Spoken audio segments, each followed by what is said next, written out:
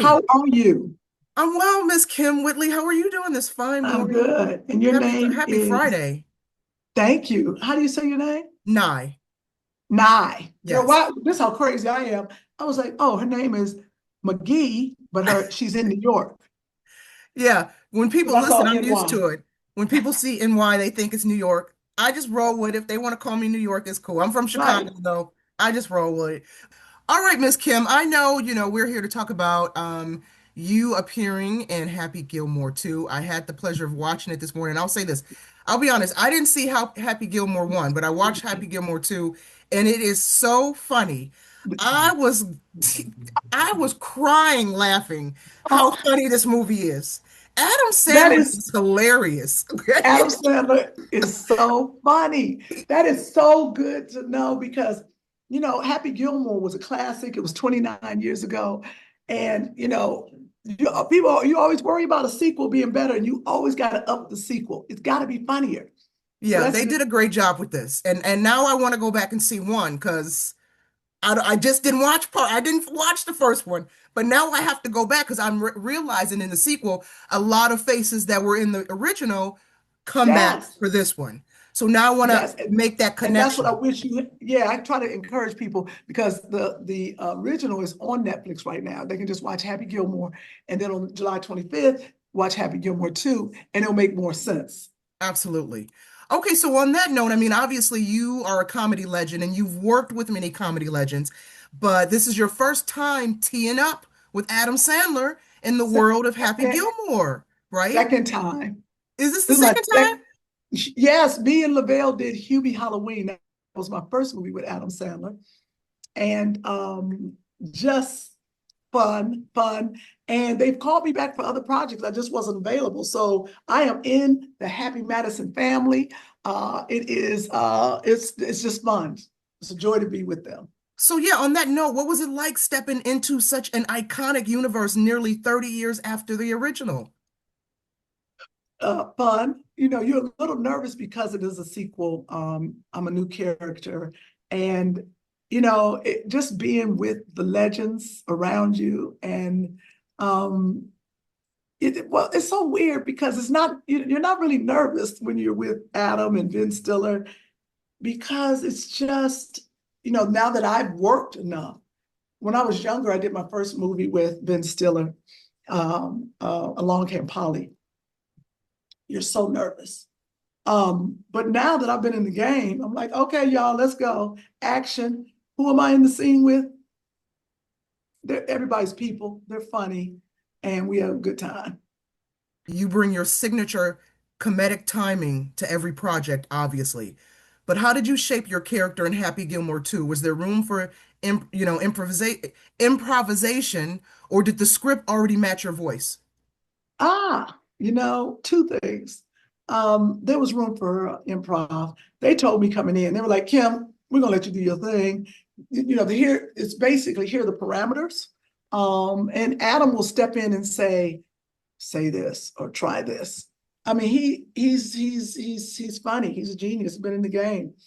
So you really have to come in just loose, not tied to the script, and ready to pivot at any moment. We have a lot of cameos, A-listers, and you just mentioned how kind of the creative vibe, but let's unpack it a little bit more. What was the vibe like on set with so many different personalities? How would you describe the creative energy on the set? Excitement. Laughing. Everybody is just laughing with all these different people. You would see people when you're a fan of that person. Usually on the set, you're more hesitant to go up to a big name and, because they always got security around them and they, oh, you don't speak to this person. But on an Adam Sandler set, everybody is the same. Adam doesn't play that. So, you are able to just walk up, have a conversation, and their guard is down also because they know you are one of them, basically. So it made it nice. It made it easy for your creative juices because there was no pretense on set. Now, are there any hilarious moments that stand out for you? Ben Stiller. is a fool. That Ben Stiller makes me laugh. He comes in with his character and then he doesn't let it go. I'm like, we're at lunch, Ben. Like foolish. He comes from a foolish family. Just fun. There was a scene where, and that's what I like because Ben is just like us. He's doing his character, he's doing the improv, and he'll ask Adam, "What do you think about this? I'm gonna try this. Or I'm gonna do it." Oh my gosh, there's so many people. We had a scene where we had to run down a hill. I was like, "You want me to run down that hill with the heels on? You want me to run with all this in the front?" And they wanted me to be first. I said, "Come on." But I ran down, we made it funny, figured it out. They pulled a dog off the street. I was like, that's a random dog. They didn't care. Just fun. What I loved is Adam would, since we're filming outside, the whole neighborhood was there. Adam would go out and talk to the neighbors, say hello. It just showed who he is as a person. So, and I'm gonna tell you, he just does stuff like you weren't ready for that. Neither was I. And so I had to keep putting my head down or I couldn't take him. I Yeah. really wanted to choke him. I was like, please stop. Yeah, that makes me Funny. wonder when comedians get together to do films like this, how many takes does it take to get through a scene? Because how do you hold it together? How are you not laughing at each other or even at yourself and disrupting It, the you, shoot, the set, you, and the you, director has to yell, okay, cut, let's start it over. Let's do it again. right. He does. Kyle always was like, come on, guys, let's get it together. But one thing, these professionals, I mean, these are professionals. They know if they bust out laughing, they can ruin a good take. And that's what you don't want to do. You better hold it in. But as soon as we finished, baby, we would bust out laughing. Oh my God. Oh my God. There was so many times I would just fall out afterwards, fall out. So it's hard. It is hard. Now, Kim, obviously you're no stranger to scene stealing roles, right? From Curb Your Enthusiasm to Act Your Age. So how did you balance that big energy while still playing off someone like Sandler, who, as we know, is a powerhouse in comedy? A powerhouse in comedy. Exactly. Well, one thing I always remember is it's his movie. But Adam wants you to steal the scene. Adam wants you to be hilarious. Um, so you just, you try to match him and be funny and stay in your parameters of who your character is. There was so many times I wanted to bust out and be really crazy, but I was like, is that really who she is? You know, so it's a balance. It's when you're in a big movie, you don't have creative control. So, you come, you do the work, and if you're lucky, you're working with friendlies, and that the top is your friend. Um, that's what makes it easier, as we can say. Even when I did You People, Kenya Barris, I said, Kenya, there's no lines. He's like, girl, just come make up some. What? But there you go. When you do your own podcast, you're free. Doing the Audible series, Kym with Lena. Lena, of course, is a director and producer, and Mark Brown. They directed me, and but you have some liberties, even with Act Your Age, because we were an ensemble cast, and we're all friends, like in real life.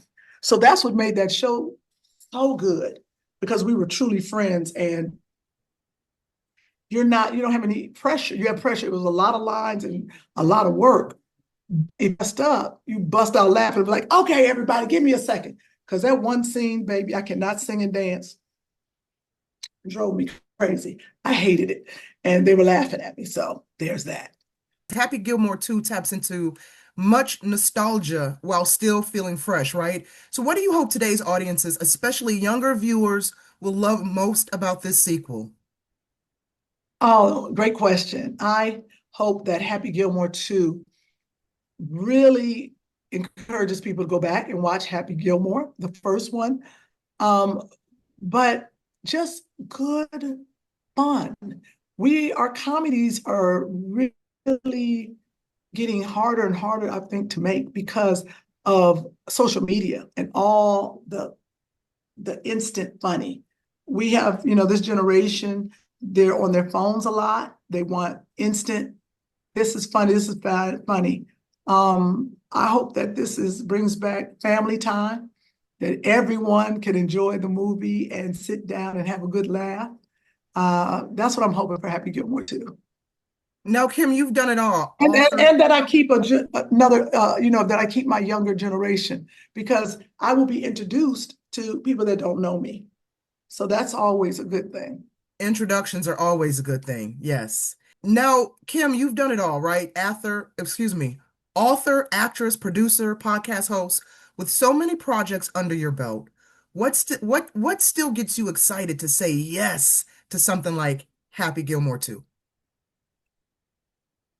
Working with comedians is always very exciting, but good projects.